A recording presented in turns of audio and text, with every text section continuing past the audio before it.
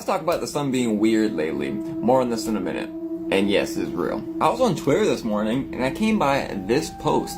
And in this post, he is literally saying that these tomatoes are cooking from the inside out. Like you can literally smell them being cooked. What's going on? I don't ever remember a time in the past where our vegetables got cooked in the garden. See here, same thing's happening. They're burning and turning to goo. Like they're being cooked from the inside. Here's another one.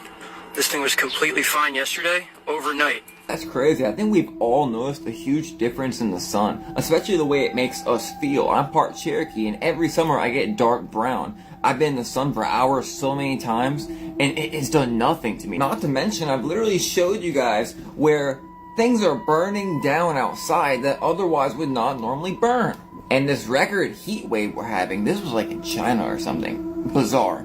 We all hear about flat Earth at different times in our life, and flat Earth is a silly idea until it isn't. Taking in a giant concept like the flat Earth will take you through the 5 stages of grief, but I'm here to help you through that. The first stage is denial. Denial sounds like, flat Earth is stupid. You must be an idiot if you believe a flat Earth. Columbus figured out in 1492 that the world wasn't flat, you idiot. That's denial. After denial comes anger, where you can't handle it. Maybe you say something like, don't talk about flat Earth. That's anger. That's a pressure from within that's coming out of you. After anger comes bargaining. Bargaining sounds like, well, if the Earth is flat, then how can we not see the sun all the time? Because you're trying to get answers. You're requesting that your questions be met.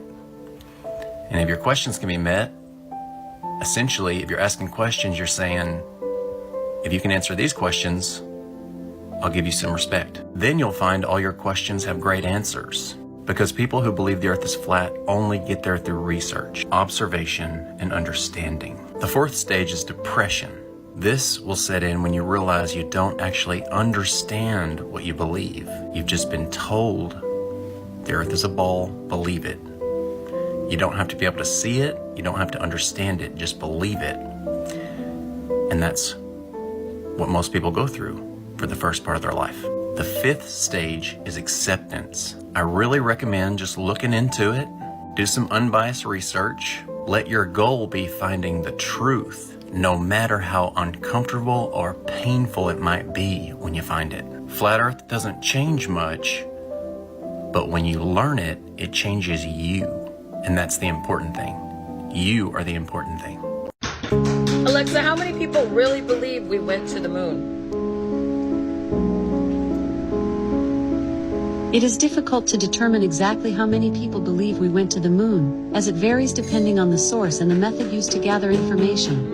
However, studies and surveys suggest that a significant number of people have doubts about whether the moon landing was real. Around 65% of respondents aged 18 to 34 believed in the moon landing, which is a higher percentage than other studies have found. Because they lost all the footage, Alexa. Why did we lose all the footage, Alexa? Why did we lose all the footage to go to the moon?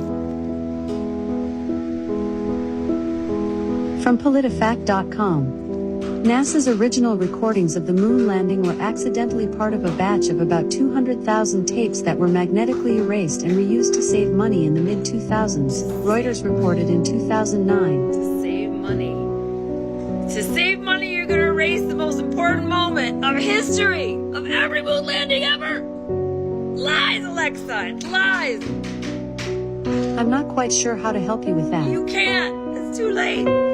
Just kind of explain why we're not getting to see these images live. The Apollo 11 landing was broadcast live. Why now don't we have the technology to see all of this live? This ain't easy. It's not easy. Space is hard, but the moon is harder. And we're getting a picture on the TV. You got a good picture, huh? He's on the moon. And the second man is on the moon. Hey, you got it? That's a good step. Yeah. Beautiful, beautiful. Isn't that something? We've just got a report from Poland, Czechoslovakia, and Romania, but the picture quality there is very good. Neil Armstrong getting ready to move the TV camera now out to its panorama position. Okay, as far as distance goes, Neil, and we'll line you up again when you finish the panorama. Tell me if you got a picture, Houston. Oh, you got a beautiful picture, Neil. In terms of more media release, yes, absolutely. We're working towards improving that, trying to get you surface photos, because I know that everyone's hungry for those surface photos. More cameras. The message is loud and clear. It would be great to get a picture. We have that in the works, so more great imagery from the moon. Video and pretty pictures. We're as eager to see those images as the public is. Obviously, imagery, we love it. We want to share it as much as we can. We want to record it. But if we're having issues getting it off of the vehicle, Unfortunately, we just did not have time to go fix that. It's going to take a little bit of time. there is a capacity that we share, and we're being as transparent as we can here. A little slower than we might have wanted. Some hardware problems. It's not pointing at Earth. Data flows out of mission control in a very sporadic way. There are many other customers, science customers, that use the Deep Space Network. Actually slows the effort to share things with the team. Being a number of issues with file transfers. We did have a number of communications glitches.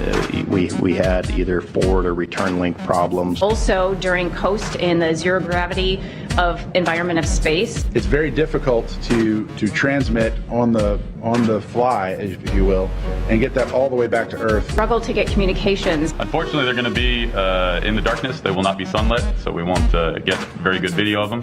Tip of the iceberg at its beginning for people to realize, wow, this was an incredible success. People telling me how, oh, it's so funny that you keep saying that we landed on the moon, but you don't even have any pictures to prove it yet. And I'm like, yeah, it's because I don't need a picture to prove it. Right? I don't need a picture. They all were saying how we were so dumb for believing it without any pictures. You're not always going to get pictures. Over a dozen funnies on the list. Issues, Challenges, glitches, phenomenon, problems, idiosyncrasies, anomalies. At least they're actually getting things. They're actually getting footage. Why would they go out there and fake something and then go, oh, we accidentally snapped one of the legs and it's tilted over 30 degrees? See the ship that made it through the Van Allen belt? Very cutesy, very demure. And see how they collect samples of dust from the surface. Very professional, very mindful. See how he collects only rocks in front of the camera. Very considerate, very mindful. See how gravity doesn't matter. See how when it's speed times 2, it looks fake. That's because it's real. They are not like the other astronauts, very mindful, very demure. Notice how there is nothing to see on the moon except in front of the camera. Only 10 feet of it is interesting. See how when they fall, it looks like they are wearing wires? That's because they are not wearing wires. It's just very mindful, very demure. Time for some jumping around, very modest, very professional. They aren't like the other astronauts. There's nothing worth exploring on the whole of the moon except those rocks in front of the camera earlier. They even managed to take a vehicle and drive it the second time, very cutesy. He has time to both bounce and sing. Very demure. See how it looks staged? That's because it isn't. Time to go home, nothing else to see. Was worth coming for that rock, though. See how the craft looks fake? That's because it's real. Very cutesy, very mindful. Let's debunk the 1972 blue marble. Neil deGrasse Tyson says, do you realize if you took Earth with all of its mountains, valleys, and hills and shrunk it down to the size of a cue ball, it would be smoother than any cue ball ever machined. And look at this topography. This mountain alone would be about 100 miles tall. And that's just the beginning. So this is the 1972 blue marble, the only image that NASA has of this trip on their website. And here's why. This is another photo supposedly taken on the way to the moon. Now notice this big fat Terminator line here. This is the day that they set off for the moon. And notice in our solar system, the sun and the moon are pretty well aligned. If you know anything about orbital trajectory, this is how they do it. They'll leave Earth, go around, and then set their trajectory for the moon, so wherever the sun is, they'll be heading that same direction. They're not going to change their trajectory until they get to the moon. So, if they leave Earth and they're heading toward the sun the entire 3-day trip, then every time they look back at Earth, they're going to see the same light on that face of the Earth as the Earth would turn in the sunlight. So they would never experience a Terminator line in that 3-day trip toward the sun, toward the source of light, looking back behind you. The only way you would see this is if, when you got to the moon, you rode on the moon for like 4 days until it got around to the position where you would see a Terminator line on Earth. NASA took this off of their website. This is not on nasa.gov anymore. It's in the archives. You have to dig to find this one because they released all the photos and then were like, whoops, we didn't think about orbital mechanics here. That? Yes, but not without the help of some type of propulsion. Alexa, are we shooting rockets into space to hit the firmament? From appnews.com. On Tuesday, July 20th, 2021, Blue Origin's 60-foot, 18-meter, New Shepard rocket will accelerate towards space at 3 times the speed of sound, or Mach 3, before separating from the capsule and returning for an upright landing. Alexa, you didn't answer the question. I'm not quite sure how to help you with that. I'll help you. Alexa, are we shooting rockets into space to hit the firmament? From appnews.com. On Alexa, Tuesday, it's a yes or no question, really. Yes or no? I don't know that Alexa, are we shooting rockets into space so that we might hit the firmament? Look how beat up my Alexa is. She's like, been through World War III. Alexa, are we shooting rockets into space to hit the firmament? From appnews.com. Alexa, why are we shooting rockets into space? Is it to hit the firmament?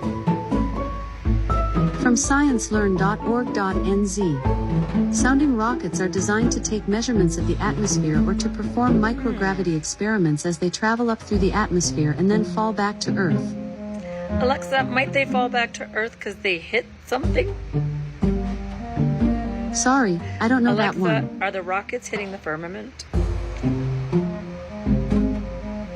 No, rockets are not hitting the firmament. The firmament is a concept in ancient cosmology, believed to be a Alexa, solid... Isn't Elon Musk trying to break the firmament? Elon Musk is still alive. He is 53 years old. Fuck, I'm older than Elon Musk. I just put a whole different take on this day. Alexa, has a rocket ever hit the firmament?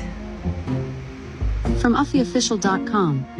A rocket penetrated across the firmament. It's all on how you ask the question, I guess. Rainbows are a reflection off of our firmament, and I'm here to prove it. Globers say that can't be because from a helicopter, when we look down, we see a full circle rainbow. Well, think about the vantage point. If you're standing inside of this glass dome, let's say here, and you're looking up and out, look what's behind you. This. So if light was reflecting off of it, you'd be getting that. Now imagine that you were up high in this, looking down. Well, what's behind you? A circle. Now let's get to my favorite proof. God's promise. God sent a rainbow to Noah to promise him he would not flood the earth again.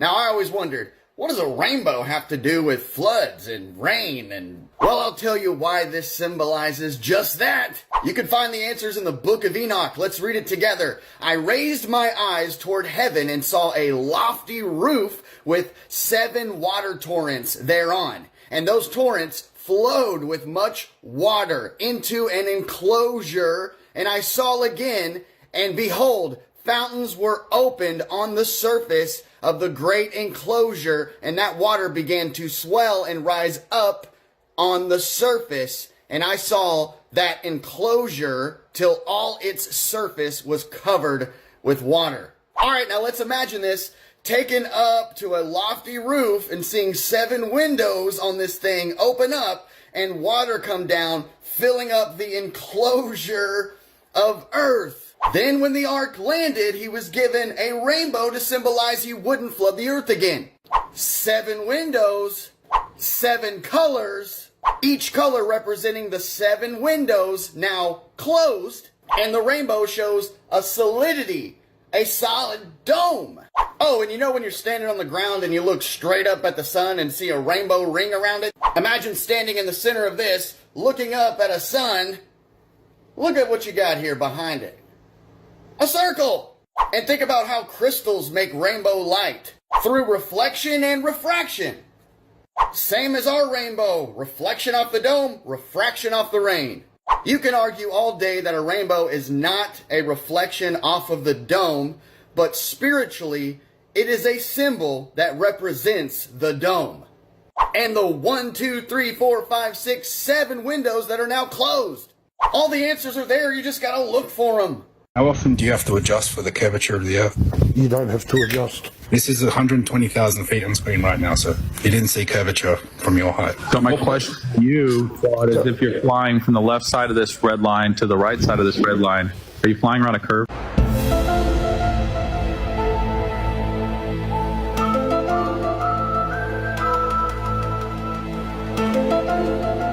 Probably, yes. I don't know how wide that line is. That was the longest silence.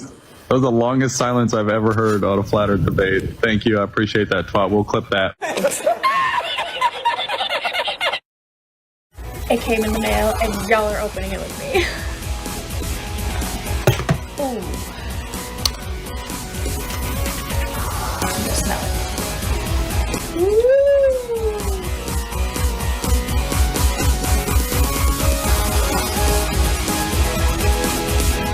Here we go. The Flat Earth map dates back over 1,000 years. This map is credited to being created by a Persian astronomer. His name was Al-Biruni, and he lived between 973 AD to 1048 AD. It's the official map of the United Nations and also the United States Geological Survey. It used to be present in many places before the creation of NASA and the Antarctic Treaty in 1959. Here you see it with Admiral Byrd. This map has been restored by Dmitry from Russia with suggestions of mine, Eddie Alenkar. Known by my YouTube channel Flat Earth Banjo, I asked Dmitry to include the Bermuda Triangle and Point Nemo, a place deep in the Pacific where NASA buries rockets. Then Robert Tozzi, a professional mapmaker, came along and enhanced the map even more. There are many people now selling this map online, but if you could order it from my online store, I would greatly appreciate it. Visit my online store now and order one of the items. I humbly thank you.